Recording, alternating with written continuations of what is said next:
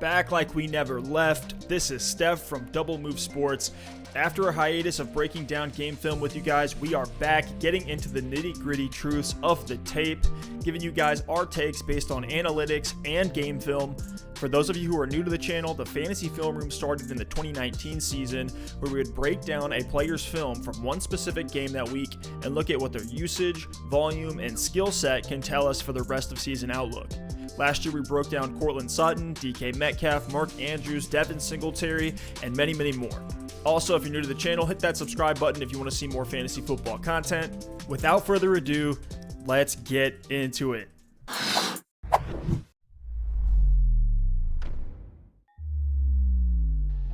When you look at the situation, you couldn't ask for a better fantasy setup for a running back than what Kenyan Drake had after he was traded to the Arizona Cardinals halfway through 2019.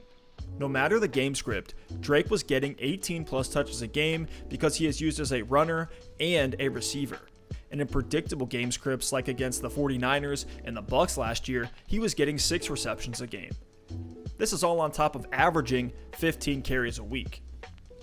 So we know the volume is there, first box checked. On a busted and tanking Miami Dolphins team for 3.5 seasons, Drake surprisingly has a 4.8 career yards per rushing attempt. So when volume finally met up with the efficiency in Arizona, Drake averaged over 100 yards from scrimmage a game, where he was the RB4 in PPR leagues over the last half of the season. I mean, look at this. These type of plays are not going to go away for Drake. This is week 9, first game with the Cardinals against one of the best defenses in football in the 49ers. It's 2nd and 6, early third quarter, Cardinals are down.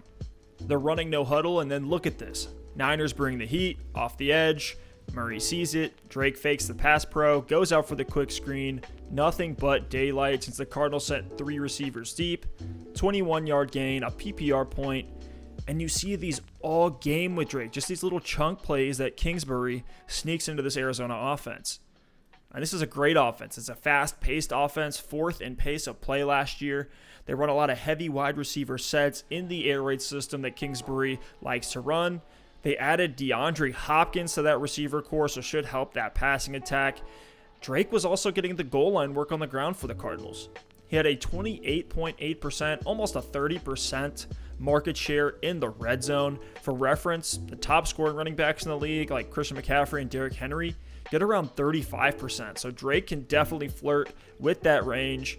He had 8 touchdowns in 8 games, 4 of which came against the Cleveland Browns. But regardless if you think the Cardinals will score a lot in 2020, those red zone carries are going to go to Drake. I mean, watch this. Up the middle, pushing bodies, boom, in for 6. Here's another one in the red zone. This is where having Kyler Murray on this team pays off. We see the Cardinals, they run 4 wide, spread out the defense, run this kind of off-the-cuff, double option. Kyler baits the defender in, pitch, boom, Drake with the finish. Here's another play the Cardinals ran a couple times in the red zone, and it's this little pitch. They send a man in motion, and then boom, get to the outside, 1 man to beat, touchdown. In this offense, Drake had one of the lowest stacked box rates in the league. He was only facing stacked boxes 8.8% of the time. That was 5th lowest. And number 2 last year was the Cardinals' RB1 to start the season, David Johnson. Take this play, for example. About halfway through the first quarter, the Cardinals start their second drive of the game, and it's 1st and 10. The Seahawks are in their 4-3 defense, only 7 guys in the box, while the Cardinals run an inside zone read. What this means is the quarterback is reading the unblocked defensive end on the backside and either handing the ball off, keeping it himself, or throwing a little bubble screen. A tight end goes in motion and then rolls out with Drake so he has an extra blocker. Here, Kyler makes the right read, even gets the defender to hesitate for just a split second when deciding who to take down once he reached the backfield. And look at the huge hole he gets here. From an offensive line that ranked 22nd in run blocking per Football Outsiders last year. I mean, not a lot of running backs get this. This is nothing but daylight. And then boom, once Drake makes that cut, I mean, it's just a foot race, turns on the Jets, it's over. 80-yard touchdown run, 6 points. Those are the type of plays you will see Drake make in this offense. The speed, the burst to get upfield is just beautiful. Look at Drake's average stat line last season: 80 rushing yards, 1 touchdown, 3.5 receptions, 20 receiving yards. That adds up to 19.9 fantasy points a game. Drake is 26 years old, still in his prime. The drop-off age for running backs is about 28. And then you add in how much everyone loves Kyler Murray this year, the way he throws the ball. This is going to be a fun offense, and I want as many shares of Drake as I can in 2020 redraft.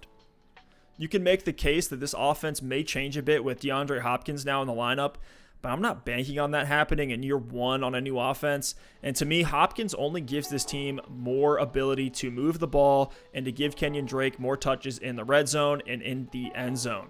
I have Drake as the RB6 in my rankings. His current ADP is the RB8.